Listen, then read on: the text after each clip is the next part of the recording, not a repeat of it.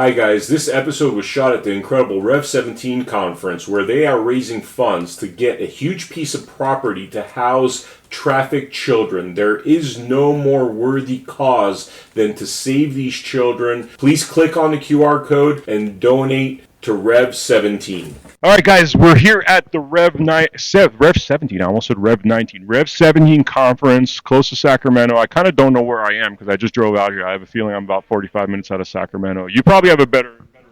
I'm from Northern California. So, yeah, you're right, though, about 45 minutes north of Sacramento. Thank you for confirming where I am. But you're David Serpa, sir. You are running for California governor, and I want to get to know you, bro. Tell me what's going on. Why are you running for California governor? Yeah, and that's a good question because, there's about 37,000 Republicans running for governor right now. And, why am I running? I don't do anything that I don't feel called to do. And I do feel called to do this, to walk this path right now. That's not to say that, I'll be walking down this path forever. But right now, that's what we're doing. There's a lot of different reasons. And you know the long story, which I could give to you if you want me to give it to you. But I would love. I know your story. I would love the viewers to know your story. Okay, so the long and short of it is, I had a lot of people asking me to run for governor since the end of the last election cycle, and I kept telling them, no, I'm not particularly interested in running for office. I don't feel called to do it. I'm not going to do it. And people kept asking. And then what ended up happening was I had a dream that I ran for governor on a Saturday night. I woke up that morning. I said to my wife, I had a dream that I ran for governor last night. And she said, I had a dream that you ran for governor too, but everywhere that we went, people were screaming at us. And we go to church that day, and my pastor says, today we're going to talk about dreams. We're going to talk about the Old Testament. We're going to talk about Joseph and his brothers. And it was a calling, And so I decided to move forward. I started talking to people about running for governor. It was during that time that I found out through the Bianco camp that he was getting ready to launch his campaign for governor. And so my team reached out to Bianco's team about us having a meeting, which we ended up setting up at another Christian conference organized by a friend. And we sat there and we talked for about 2 hours, my team, his wife Denise, and Sheriff Bianco, about what it looks like. And I told him, look, I've got one of three different ways that I could go at this. I could go at this like Trump in 2016. I'm a hammer, everyone's a nail. I could go at this like Vivek Ramaswamy, where I focus on the narrative, I focus on the policies, and if I don't pick up, I'll endorse you and I'll back out. Or the third one is I could be your JD Vance, the sheriff going into Sacramento, Marine having his back. And what ultimately ended up happening was, after that meeting, which I felt was a very positive meeting, and we were all kind of leaning towards that, 2 days later, I pulled paperwork to run for lieutenant governor instead of governor. And I was there with him when he launched his campaign. I had several people talking to me about, what are you doing? Why don't you run for governor? And I said, well, I'm backing up the sheriff right now. But what ended up happening was, over the course of the next 9, 10, 11, 12 weeks, we had zero communication. We spoke at the same events together. I would say some good things about him. He wouldn't really mention me, which is fine. It's fine. I understand it. But then I kept saying, hey, well, let's get together next week. Are you free Monday, Tuesday, Wednesday? You free Wednesday, Thursday, Friday? You're trying to establish an alliance with him to work as a team. Well, what I feel like the biggest problem that we have with the Republican Party is we're so fractured. And so, too many chiefs, not enough Indians. Whereas in the Democrat parties, you have a lot of Indians and maybe very few chiefs. It's very few chiefs these days, especially because the DNC is so corrupt that they really stifle a lot of their young talent from moving forward through their process. Somebody said once, it's not a matter of whoever can vote, who wants to vote, just as long as I get to pick the candidates, right? And so I was telling the sheriff, hey, listen, I really like to get together. Hey, yeah, we'll get together next week. So we ended up going up to the CAGOP where I met you, and we didn't really talk too much. We talked like 3 or 4 different times, but I told him, I said, hey, listen, I'm a good dog, but you got to put me on a leash, and you and I even talked a couple of times there, and I was trying to get a feel for you. And by the way, one little background to this whole story, because we have a lot of mutual friends, and I kept hearing that hey, like this David Serpa, because people were like, okay, you got this Chad Bianco guy running. People are really pushing. Friends of mine were really pushing David to run for office, and so you staying loyal to Bianco and kind of telling those, because it's a higher office, it's more prestigious. People with big egos want to be a governor and stuff, but you decided, no, I'm going to be lieutenant governor to Chad Bianco, and that didn't seem to work out. Well, I don't need the big ego. Like, I'm a policy wonk. I'm a history guy. Like, I understand why we are where we are. I understand what we need to do to get out of these current situations. And I wanted to be able to back them up, build a Bianco administration. And ultimately, what ended up happening was we were not seeing, it's not even that we weren't seeing eye to eye. There's zero communication. And so he apologizes to me while I was on the way up to CAGOP. Hey, we'll see each other when we're up there. So what ended up happening was my team and I leave. I said, hey, because we're considering it at this time running for governor. I said, what do we do? Do we talk to him one more time? And they said, no, we've really done all the waiting that we could. We go back home. About 2 or 3 weeks go by. Still don't hear anything, despite having reached out to him as many times as I did. And so I go to church. And I'm one of those people, I believe God is alive. He's talking to us. Some people call him the universe. Some people call it their intuition. I believe God is alive. He's talking to us. He gives us orders. And sometimes it's through other people. Sometimes it's through a prophetic word that somebody comes up and gives you. Sometimes it's a feeling, a gut feeling, an intuition. When you start hearing a voice that is more intelligent, better than you are, often I believe that that's the Holy Spirit. That's God talking to you. Yeah. And so I go to church, and my pastor says, we cannot go the path of least resistance and assign God's blessing to it retroactively. And so that's what I felt like I was doing. I was going the path of least resistance, what God had not called me to do, and I was trying to assign God's blessing to it. And so 2 days later, I pulled my paperwork to run for governor, and that's what I'm doing. So that's why I'm running. But a big part of it is, I went and I took an RV trip with my kids. We saw a lot of the great state parks throughout the state of California. There are homeless people everywhere. The streets are ran down. And my kids are saying, how come we can't feed that person? How come we can't house that person? And there's a certain amount of shame that goes into telling your kids, oh, well, they're hungry because, whatever, they're addicted to drugs. At some point or another, it's incumbent on us to start fixing the problems that we see. And, somebody talked about in this conference, God, how can you let this happen? And he says, well, I'm not letting this happen. That's why I sent you. That's why I chose you. And so I do believe that there are a lot of us that are called to serve in one capacity or another.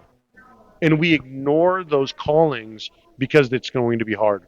I mean, this governor's race has been especially frustrating for me. And the reason why it's been so frustrating, other than the Chad Bianco element, right, is I'm looking at this governor's race going, okay, I'm not seeing anybody that could win. I'm just being straight with you. Like, I don't think like Chad Bianco with his sheriff's costume on is appealing to the Democrats. I think he's splitting the MAGA base, so I think he has zero chance, right? Then you have Steve Hilton, who's these are the two frontrunners, who's basically part of the Cameron administration, which is the root of why England is a mess today. So I don't know, unless he's had a complete 180 policy difference, like that stuff up, and people don't even realize it. His main experience in government is working for Prime Minister David Cameron, who was a failed prime minister who oversaw the Brexit vote, didn't think it was going to get there, and then after the Brexit vote happened, he took his ball and he went home. He quit.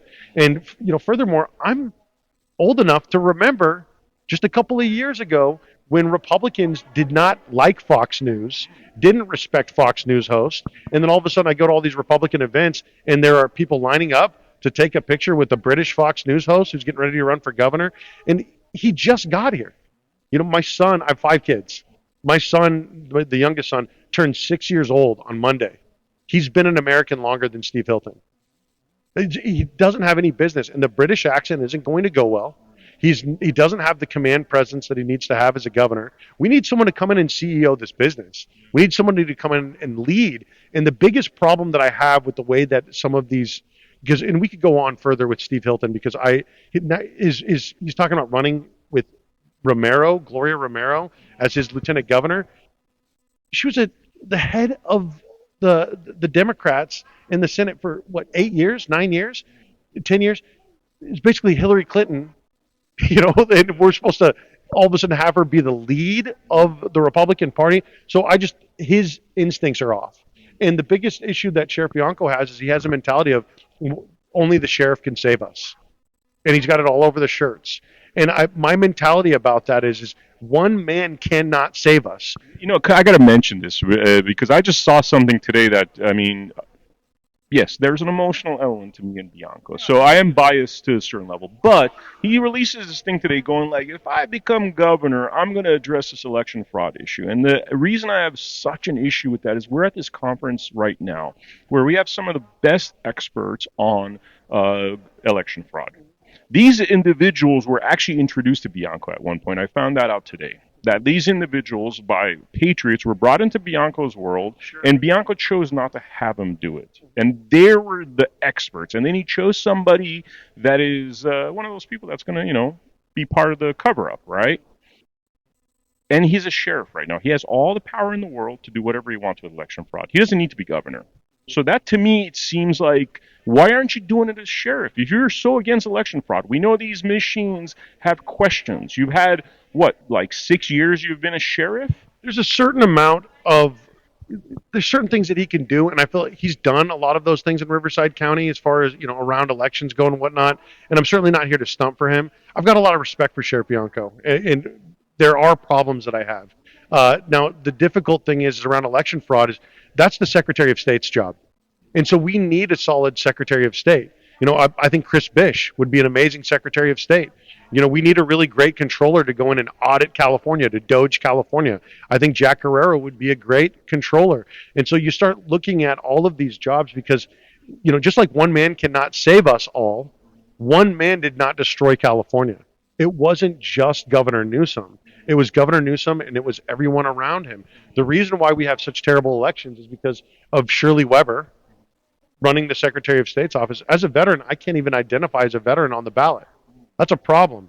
And so, do we need to go back to same-day voting, voter ID, only paper ballots? And people are talking about a lot of that. I'm like, we live in the most technologically advanced state in the world.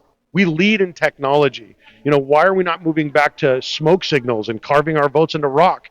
Because it's counterintuitive. We have something called a blockchain now. We could vote on a blockchain. And so I want to bring California's economy into the future, bring some of the elements of the past that have done right by California, agriculture, film and television, bringing manufacturing back to California, all these different things that California has historically, technology, you know what I mean? Artificial intelligence, AGI, machine learning, we could really lead the way. And not only that, we could test the dollar here. Because with the fourth largest economy in the world, if we were to launch our own coin in California, backed by the fourth largest economy in the world, we could test the dollar. And it's not even that I want to destroy the dollar, but I want our country to stop destabilizing the world and devaluing the dollar because it affects us. Inflation is a hidden tax on the lower and middle class. And so like during COVID, when we were losing $1 billion in wealth a day, a new billionaire was created every day. And so there are people who are looking at the Republican Party. They're legitimately frustrated. You've got one of the 3 richest people in America, Jeff Bezos, Elon Musk, Zuckerberg, own more wealth than the 157 million people in the lower half. And I look at Elon Musk being subsidized $8 million a day, $29 billion for his different programs. SpaceX being evaluated at $380 billion. 90% of their revenue comes from we the people, average people making $37,000 a year. And I think, is that the right guy to go in and audit government spending? I'm not necessarily sure that that's the case. And so I get why people are frustrated. I'm frustrated. I'm disappointed as a whole, not just in California. I'm disappointed in America. I'm disappointed in the Department of Defense. I'm disappointed in the Pentagon. And so we have to be more than anti-war, which I am. I'm a combat veteran. I'm a killer. I'm a machine gunner. It's not enough to be anti-war. We have to be pro something. We have to be pro the creation of our home. And I think that destructive people are often also very creative people. And if you don't give people an outlet to create something beautiful, like create California, they're going to be more concerned about destroying things. And we become a very destructive culture. And so even our politicians, when they get up and they talk in front of people, they're not talking about what they want to build. They're talking about all the problems. They say, oh, this is a problem, that's a problem. There's this going on in the schools, and we need to destroy this, and we need to take on that, and take down this agency. Okay, great. What are you going to build? You know what I mean? I mean, like, we have some of the most beautiful state parks in the world in California. Did you know we spend $1 billion on our state parks? But did you know that we get $7 billion on an ROI every year? Yeah, so there are things that government could spend money on where we would have a massive return on investment. Housing is something that we struggle with, right? And in California, we have the EPA, we have the CEQA, and we have the real estate Gestapo with all their bureaucratic red tape and legislation that makes it very difficult for developers to develop. So one of the things that we could do is get the federal government out of the way. I don't even know why we pay federal income tax, federal taxes at all. What are we getting from the federal government? Not a whole hell of a lot. And we send $324 billion a year out of the state of California to the federal government. By the way, I want to go on this topic here. I was just talking to a gentleman about, like, he lives in California. His ex-wife decided to sexually transition the kid. He has no father's rights whatsoever. He can't see his kids till he's 18. So not only is he paying tax, he's paying for child for payments, alimony, whatever you call it.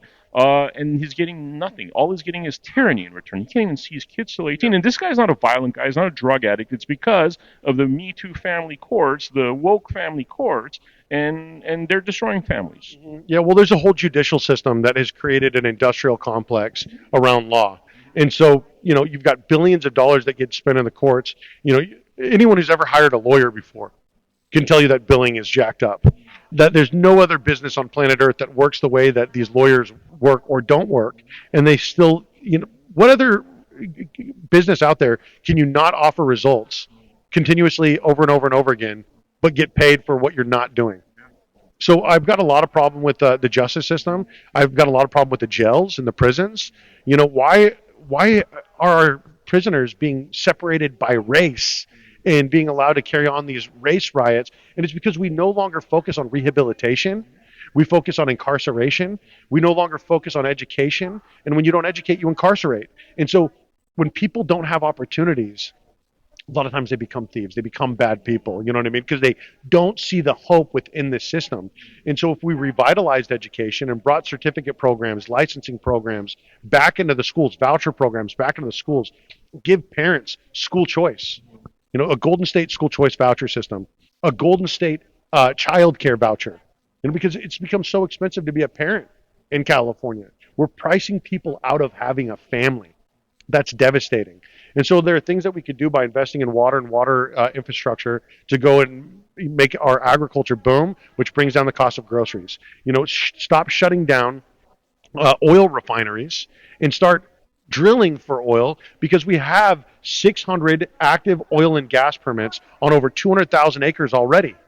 Why are we not drilling? Why are we not refining? And it's because we privatize everything. And what happens when you privatize something? Well, they want to capitalize on scarcity instead of banking on abundance. So you look at uranium. Everybody's so concerned, right? Oh, Iran's enriching uranium. You know who's not enriching uranium? We're not. America. Because in 1992, we privatized all the uranium in America. And a lot of the Blackstone, Vanguard, State Street, own a majority of the uranium coming out of Wyoming, coming out of California. And so what happened was we heavily government subsidized these private corporations that were supposed to. And why would you want to privatize your nuclear energy program? Isn't there something that government should be responsible for? So we're giving them billions of dollars in subsidies, and they can't perform. So we shut down our last enrichment facility in America in 2014. So now where is our uranium getting enriched? Russia and China. It's like a comedy, man. It's like a comedy. It's imbeciles running our government. Let's talk about, you've written 5 books. Yeah, well, and it's not just imbeciles. They're doing this on purpose. Yeah, this is by design. This is not a mistake. And so when you look at what they're doing with uranium, you look at what they're doing with oil and gasoline, what they're doing with natural gas by outlawing your stove and everything. They want to create scarcity in education. They want to create scarcity in housing and in healthcare and in energy. And they do it deliberately. It's designed. And so I've written 5 books. The first book was The Machine Gunner's Guide to Real Estate, Accuracy by Volume. My second book was All the World's a Stage, Unmasking Asperger's Syndrome. My third book was Zen Business, An Eastern Approach to the Western Business Climate. And my fourth and fifth books are Common Sense for California, A Guide to the New Revolution. Well, I mean, point being here is like you are highly qualified person. You've done a lot of research. You've been in the world. You've been in the military. And the thing that sucks about all this is the Debbie Downer part of the story, is that like it's as if a lot of the other candidates beyond the two Fox News endorsed ones are not getting much love. They're not getting much exposure. I mean, how is that for you? Are you frustrated by it? Did you see that changing? What does the road ahead look like? So there's an incredible amount of corruption that takes place both at the state level in the Republican Party and in your local Central Committee. For those of you that don't know what a Central Committee is, that's your local Republican Party in your county. And so the Riverside County Republican Party is trying to rig a governor's debate, a week from now, and with a top 8, and they're not inviting me. And Daniel Mercury told me about this coming. He said, hey, they already picked the winners. And he was calling the other candidates and saying, this is a rigged system. You got a call from people within the Central Committee saying they're planning on trying to embarrass the candidates so that they can promote, endorse Sheriff Bianco. And so I'm not surprised. The Riverside County Republican Party is a weak organization. They're broke. They're unorganized. And there's about 3 or 4 people in that entire building that are worth their salt. And so I'm no longer going to ask permission from the participation trophy party, the party of losers, the party of principled losers who just want to lose by a little bit less than the last guy. I'm not going to ask them permission because not only do they not help, they stand in the way. And then if you still pick up momentum amongst the grassroots, they rug pull you by introducing another candidate, which is what they did to Rachel Hamm when she ran for Secretary of State. It's what they did to Eric Early when he ran for for Senate. They introduced Steve Garvey at the 11th hour, and was he 82, 83, 84 years old? Yeah. He had no business. And if we had a debate between Eric Early and Porter and Schiff and Lee, it would have been a different story than the sacrificial lamb that got put out into the debate field with Porter and Lee and Schiff and lost. I mean, okay. I heard in Sacramento when you and I met that the vote was rigged over there. That's what I heard. Tell me a little bit. So I don't believe it. I don't believe it at all. I believe that Corinne won, and I believe that she was justified in her win. I feel like she was the most qualified person to win. Now, listen, I didn't vote for all of the CAGOP candidates, and I didn't vote for all the CRA candidates, because there's 2 different entities that were really at work in the CAGOP. There's the California Republican Party, and there's the California Republican Assembly. And the Republican Assembly had launched these 4 candidates that they wanted to win, and the CAGOP kind of had the 4 candidates that they wanted to win. Now, I like Corinne. A lot of people do not like Corinne. Corinne showed up for me in my primary. It was the last time that I ran. I reached out to Senator Morell. I read his book, Restoring Freedom or Restoring Faith. And I asked him to come out and endorse me. He didn't endorse me. I was the only Republican on the ballot. He didn't endorse me. I asked him to come out and speak at my great big Republican rally because I had 25 candidates out speaking, and he didn't show up. But you know who did show up? Corinne showed up. She flew all the way down here from Northern California. And then finally, when my local Republican Party did not endorse me, even though, again, I was the only Republican on the ballot, and they said they would help me, even though I ran in a district that wasn't my own, a D+27 district, instead of running against the incumbent, Ken Calvert, who'd been in for 32 years in my own district where I wanted to run, they said, if you run in this district, we'll help you. Not only did they not help me, they worked against me, and they wouldn't endorse me. Then when I won the Republican nomination, they didn't have a say anymore, so they tried to move to unendorse me. Corinne is the one that stepped up and said, no, David it's in the bylaws. He won the Republican nomination. If you move to unendorse, it's going to be a problem because you'll have to officially endorse Takano. And then finally, David's been a Republican because they were claiming that I wasn't a Republican for at least a year. She said, here's the date that David registered to vote Republican. And so, she backed me up. And so I like Corinne. And I'm also, if you're going to gamble on horses, you don't bet on the horse, you bet on the rider. I don't think that Mike had it in his ability to carry the Republican Party where he needed to. I do believe that Corinne did. That being said, I also voted for Jack Guerrero. There's no bones about it. I'm a big Jack Guerrero fan. I want him to run for state controller. And when he went up there, he was holding a sign that said Doge California. Like, yes, audit California.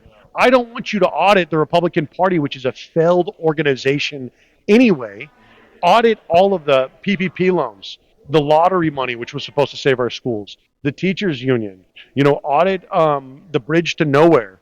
There's so much waste, fraud, and abuse in the state of California that I would love to expose, and I'd love to market, and I'd love to advertise and show people exactly where their money's being spent. And we could do that with, a great Secretary of State, running point by pulling public records and looking for waste, fraud, and abuse, which is what Chris Fish is already doing. There's a reason why Letitia James is in trouble. There's a reason why Adam Schiff is in trouble, and it's because of the paperwork that Chris Fish has been doing.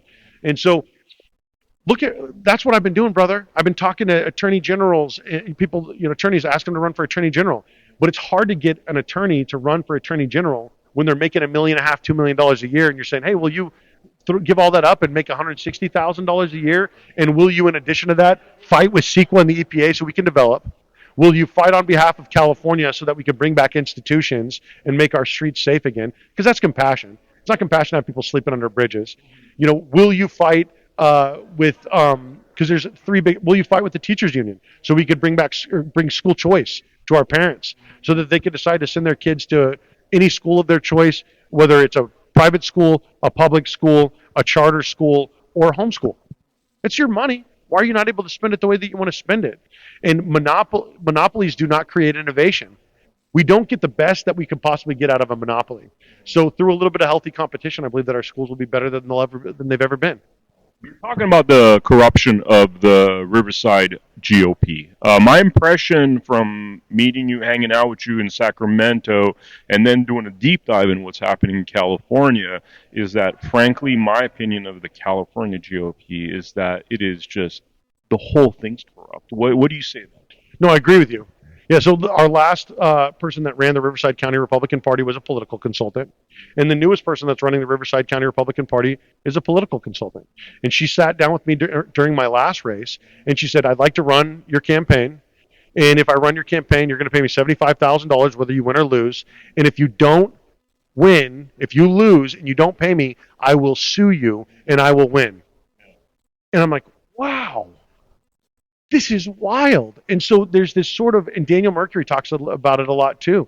There's all these gatekeepers that are involved in the Republican Party, in the media, and within the Republican establishment. Carl DeMaio is a perfect example. We look at him and, reform California. Well, before you were reforming California, Carl, Assemblyman DeMaio, you were reforming San Diego, which went from having 5 Republicans on their city council to 0. Thank you for your leadership. Thank you for leading us right off a cliff. And then, Assemblyman Carl DeMaio, he's a dork. I love nerds. I love nerds like, Chris Fish is a nerd. I love big-brained people. But he's a gatekeeper. He doesn't have any command presence. He's not a boss. He's not trying to surround himself with people that are better than him in the ways in which he lacks. He goes and he tries to find the weakest candidates possible so that he could have a bunch of yes men surrounding him. And everybody donates money to him, and they think that they're donating to reform California, but they're not donating to reform California. They're donating to Carl DeMaio for assembly. And so Carl DeMaio wanted Steve Hilton, his boy, to run for governor, right? And then he knew that I filed for lieutenant governor. And I talked to, because I was watching his show. As difficult as his voice is to listen to, as frustrating of a person as he is to follow, like I was watching. But after a while, I started to see the strings. And I would have people come up to me and say, hey, I want to run for Senate, or I want to run for Congress. But I went up to Carl DeMaio and he said, oh, we've got someone for that seat. We're already running somebody. Instead of saying, well, have you thought about assembly? Or have you thought about city council? Or have you thought about school board? And so I said to Carl DeMaio, I said, hey, I'm running for lieutenant governor. And I know that he knows this because I was watching his show. My name was behind him on the screen that he was reading. And he goes, we still don't have anyone on the Republican side to run for lieutenant governor. And I'm like, okay, yes, you do. It's okay if you don't like me, right? And I'm abrasive and I'm very autistic. So I'm going to tell you the truth, whether you want to hear it or not. I'm going to tell you what I perceive to be the truth. And what I perceive to be the truth is Carl DeMaio is gatekeeping. He decided that he wanted to have Gloria Romero run for lieutenant governor. Are you kidding me? This is the best that we have to offer in the state of California for the Republican Party? It almost feels like the whole thing needs a takeover. It feels like all you 8 or 8, 10 guys that have been like pushed to the sidelines by Fox News needs to team up and be like, we're taking this over now. It's ours. Not permission, just like you said. We don't ask permission. It's ours now. Brother, you're 100% right. There's a movement that we're working on right now called the New Founders Movement. And the New Founders Movement is going to bring about a red wedding. Not just into the Republican Party, into the Democratic Party too. Because the system, the way that it is rigged, there are two things that you have to overcome. Heavily gerrymandered districts and the jungle primary, right? So what do you do in a D+27 district? Well, a Republican's not going to win. So we need a solid Democrat that's going to go and fight against the person in that district, just like we need a solid Republican to primary the Republicans. The biggest thing that the establishment is afraid of is that we are going to flood the primary. And so what I want to do is through this organization that we're creating, where we put people over parties, is this New Founders Movement. And I've been reaching out to the other gubernatorial candidates, and I've been talking to them about this, because since January, I've been reaching out to people and asking them to run for office. And here we are, what is it, June? Yeah. 6 months into this, driving all over the state of California, calling people, talking to people, asking them to run for office. We need everybody. We need so much help right now. We can't continue to run the same people that have lost 3, 4, 5 times without any support, without any help, and expect that we're going to get the next generation out. And we also cannot expect that we're only going to be able to do it within the Republican Party. When our founders established America, there were no political parties. There wasn't the Republican and Democratic Party. It's e pluribus unum, from many one. And with the Republican Party, we fractured ourselves so much. We're the Hispanic Republicans. We're Republican women. We're Republican veterans. And then because we fracture ourselves so much, then it's like, okay, well, what's important to Republican veterans? Well, what's important to Republican Hispanics? Well, what do we want to stand for as Republican women? And it's like, if we got us all in there, competition creates innovation. And yet here we are, 348 days until the next election, and everyone's like, back up one candidate. And I'm like, that's what the Democratic Party does. Through the Republican Party, we like competition. We like innovation. We like people to spar it out and let the cream rise to the top. If we're not going to do that, what are we doing? And so I don't want the media to pick who we're going to pick, which is Steve Hilton. And I've talked to people. And Chad Bianco, by the way. He both of them are getting pushed by Fox. Correct. And, it's gotten to the point, there's 3 debates that are coming up. There's the debate by VBS, which is going to be a televised debate. There's a debate by the Speaker's Corner, and then there's Kim Yeager's Take Your Power Back debate. So there's 3 scheduled debates. I don't know whether or not Steve Hilton or Bianco are going to show up for either one of them. Now, if I were them, and I was looking at me, I wouldn't want to stand on stage with a 6'2", 250-pound killer. By the way, I think that whole situation with Chad Bianco's team not embracing you and kind of like not returning phone calls and all that stuff. I actually have dude. I saw you guys standing together, bro. He's this little man compared to you, and I think it's literally the simplicity of aesthetics and optics. In my opinion, looking at it from the outside, I don't know the details, but I could see that kind of move. Well, it's all an algorithm. Right. And so, we know that people that are taller, you wear a blue suit, you're reasonably good looking because, politics is show business for ugly people. Right. You kind of get away with some of it. Right. But yeah, I do. I compliment him a little bit. I also soften him up a little bit because he tends to get a little bit frustrated in some of these debates. You're talking about Bianco? I'm talking about Bianco. Tends to get a little bit frustrated, a little bit tense. He's not super personable. I'm a very personable person. I'm pretty calm. I'm pretty reasonable. I feel like I could bring some of the youth. I'm a bit younger than he is. You know what I mean? I've got 5 kids still in the house. You know what I mean? I'm a millennial. And so I feel like there's a lot that could have been accomplished together. And I don't even necessarily think it came from Sheriff Bianco. I think it was his team.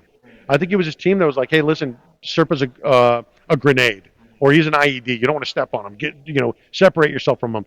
Because I think that probably what was happening was he was probably getting a lot of the same advice that I was getting from political consultants, because I had a lot of political consultants calling me, asking, hey, are you going to run? We'd love for you to run.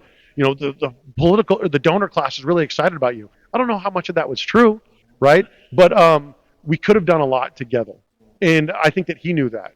But he has people that are surrounding him that I think were trying to drive a wedge and telling him, hey, listen, you want to be the only electable Republican, because that's what they were telling me. You want Californians who only vote for Democrats to vote for you. And I tell people, if you do that, you go about it the Schwarzenegger route, where we get a Republican governor and we still have a Democratic executive branch, a Democratic assembly, a Democratic Senate, and nothing's ever really going to get done. So we have to come in like it's a business. And if you're going to come into a business, a lot of times, like they're doing with Doge, you got to fire everybody. And so I want to get rid of everybody in the Senate. I want to get rid of everybody in the Assembly. I want to get rid of everybody in the executive branch. I want to get rid of, if we can, a lot of these people in the Congress, because you cannot drain half of a swamp. You have to come for everybody. And we want to say, oh, well, Pelosi. Well, what about Mitch McConnell? What about Lindsey Graham? What about Ken Calvert? What about these people that have been in there for 20, 30, 35 years and they're not going anywhere? Are they or are they not also part of the problem?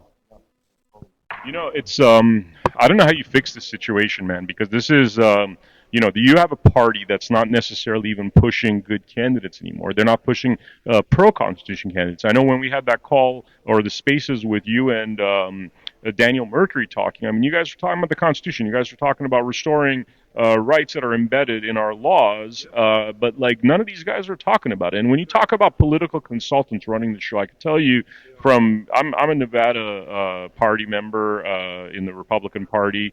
I'm part of the committee there. I was a caucus captain for the Trump 24 campaign. We delivered a lot of votes, and I saw essentially a lot of political campaigns, and I ran for office. When somebody tells me that they're listening to their political consultants, to me that's like literally the word. It's like suicide. It's suicide, because if you listen to political consultants in modern day and you make decisions like this that are not good for really the movement as a whole, really what you're doing is you're presenting something very inauthentic, and I think people read that nowadays. I think they'd rather see somebody with blemishes, but it's a real person, as opposed to somebody that is so, we saw with the Al Gore election. That's another example where Al Gore lost that election because of his political consultants, because of the bad information.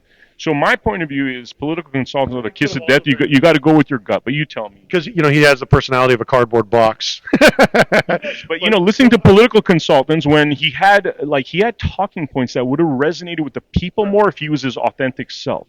Yes. So I agree with you. And so I have a lot of political consultants, and they always tell you the same thing. They say, don't associate yourself with any other candidates, which I'm not going to do. I'm going to associate myself with all the candidates. E pluribus unum, from many one. Why would I be afraid of debate? I know where I stand, but also steel sharpens steel. So, if I disagree with you, I almost want to listen to you more, because I'm going to hear your points. I'm going to hear where you're coming from. I might be wrong, but people are afraid to be wrong, right? It's a slight on their ego. And so if you haven't been humbled before, you will be humbled, right? And so I've been humbled. I know that I'm not the best person for every job. So I want to surround myself with people who are better than me in the ways in which I lack. The political consultants don't want you to do that. They want you to put yourself in an echo chamber, and they say pick 2 or 3 topics, hammer those home, never speak for longer than 5 minutes. Now, you've been in places where I've been speaking before. Whenever I get up, first off, I talk extraordinarily fast because I have a lot that I want to cover. But if I can, I'm going to talk for an hour, and it's going to be an education. I'm not going to talk about 2 or 3 things. I'm not a sniper. It's accuracy by volume. I'm a machine gunner. So I'm going to give you all the information. I'm going to tell you why I stand where I stand, how we got here, how we get out of here, what the problem is, because I believe that the people in front of me are not stupid. And that's what they want me to do. They want me to talk to people like they're stupid. And I'm not going to do it. I respect people too much. I believe that in the audience, we're sick of being talked to like we're stupid. We're sick of being fed culture war bull crap. Nobody wins the culture war. We all lose. Instead of culture war where we're, trans people this and gay people that and, atheists this and yada, yada. Shut up. Focus on good governance. If you focus on good governance, everybody wins. Yeah.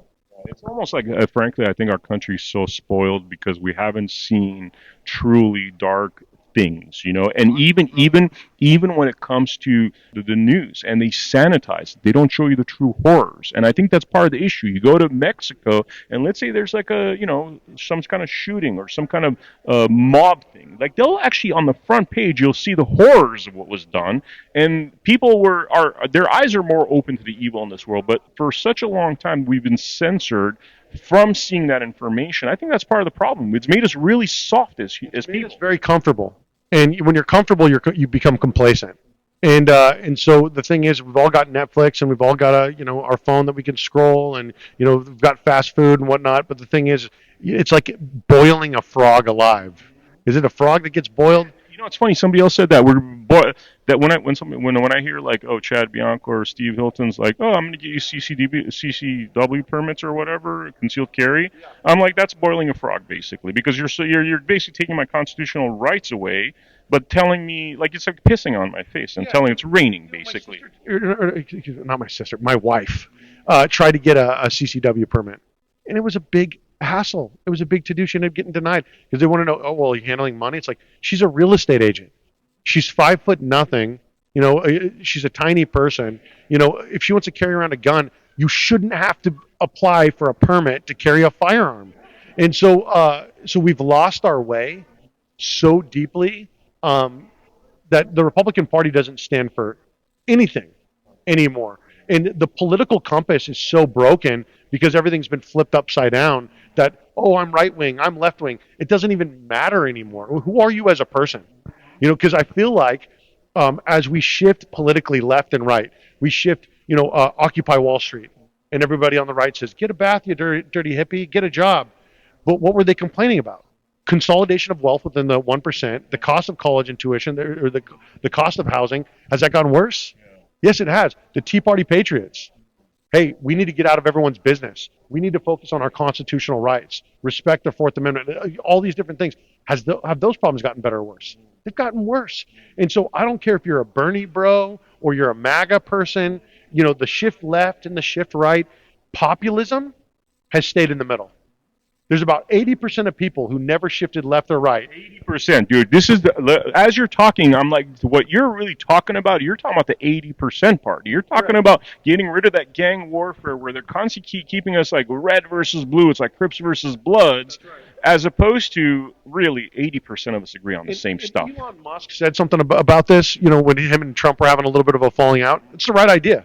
80% of us agree 90% of the time. It's not even 80%, it's 90% of the time. And yet all of the things that are so important that have bipartisan approval never get done. Because all they got to do is do something stupid on the left or the right to piss off the people on the other side or piss off their own base. And then everybody's like, oh, well, I'm not showing up to vote next time. It shifts left, it shifts right. Because like President Trump, I want to stomp for Trump. I want to do it, right? I did in the last election cycle. I will as much as we are aligned on a policy level. But my God, I want to see the Department of Defense and the Pentagon get treated by DOGE the same way that Medicare and cancer research got treated. So, look at the Department. And you're military. You're military. That's the thing. You've been through it. It's not like you're talking like a peacenik, and you're talking about peace. You're talking about stopping these perpetual wars. I'm a violent dude. And I believe that wars should be fought quickly and violently, right? And so at the end of the day, I look at, the Department of Defense has failed 7 consecutive audits, unable to account for 61% of $3.5 trillion. An audit, obviously those results should have been referred to the Attorney General so that we could prosecute, right? And so we fund 73% of the world's authoritarian dictatorships. We have over 800 foreign military bases.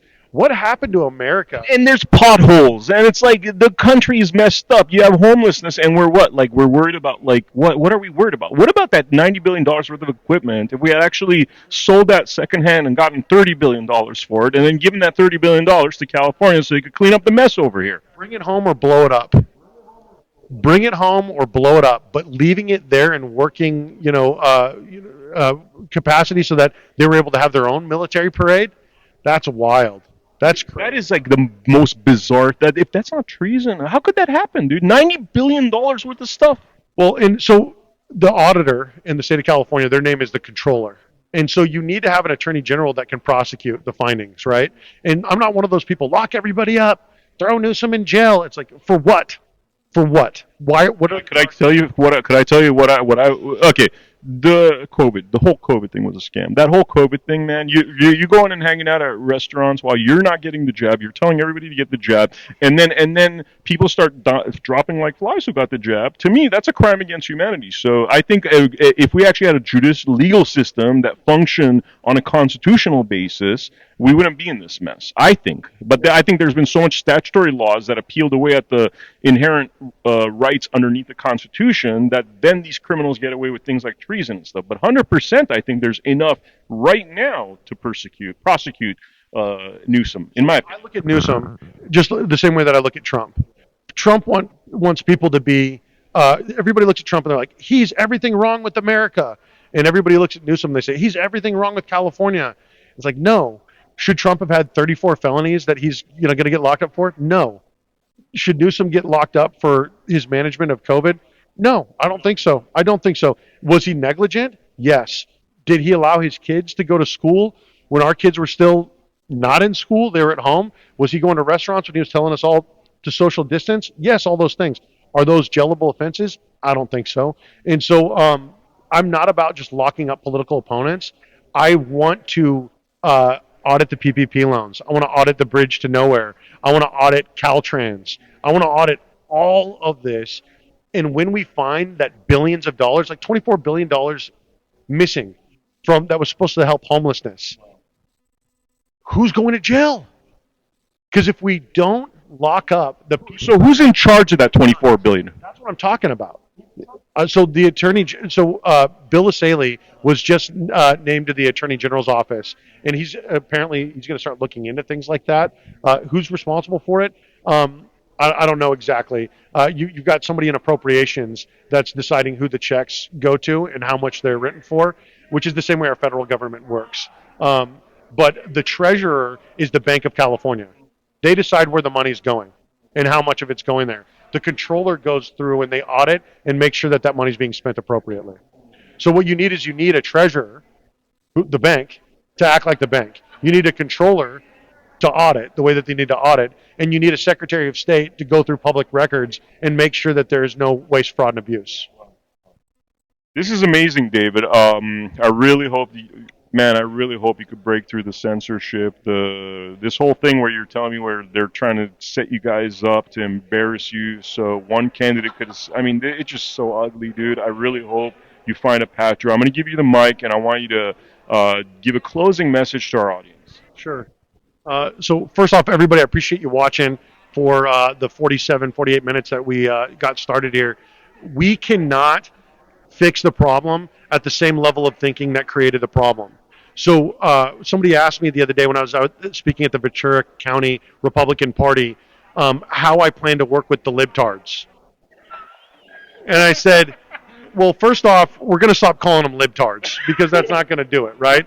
The Democrats have been abandoned by their party in the same way that the Republicans have been abandoned by their party. And so I have compassion and sympathy for these people, but they're human beings. And we are outnumbered. There are 48% registered Democrats in the state of California, 24% registered Republicans. And so we do not win without winning over Democrats. Period. Full stop. End of sentence. And so what I want to do is I want to create this organization with these people that I'm working with currently called the New Founders Movement. And the New Founders are going to be concentrating in making sure that every single congressman, senator, assemblyman, and every member in the executive branch faces a primary.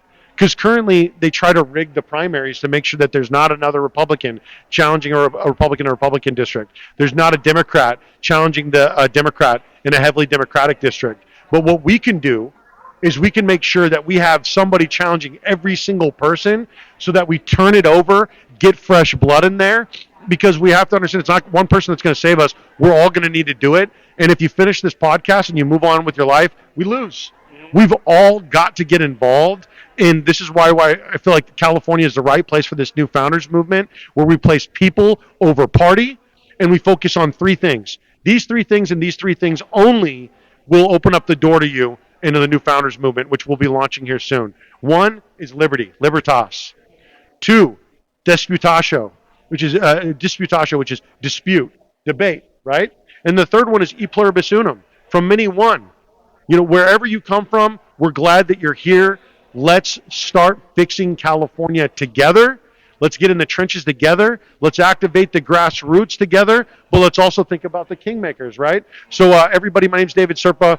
Feel free to follow me. I'm everywhere on social media. I got a bunch of content that's going to be releasing very soon. I haven't been posting a lot on social media because I'm not addicted to the sound of the applause. I've been doing a lot of work throughout the state of California for the last 6 months, trying to find people to run for office. If you're interested in running for office and you have been gate kept out of the system, reach out to me directly. Can I put my phone number out there, or will it block?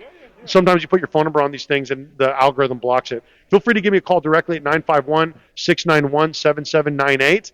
I do pick up my phone as often as I can, but if I don't pick up, please leave me a call or a voicemail or a text message, and let's save California together. Let's not just save California together. Let's make it better than ever. Let's bring about the economy of the future. Let's head into this fourth industrial revolution with strength, with power. Let's lead the rest of the country, and let's lead the rest of the world right here where we are very used to doing that, which is in California. Thanks, Ben. Thanks a lot, Appreciate brother. you. Thank you. For the viewers, thank you so much for joining us for this episode. Make sure you check out AmericaHappens.com, and I will see you all on the next episode. Thank you.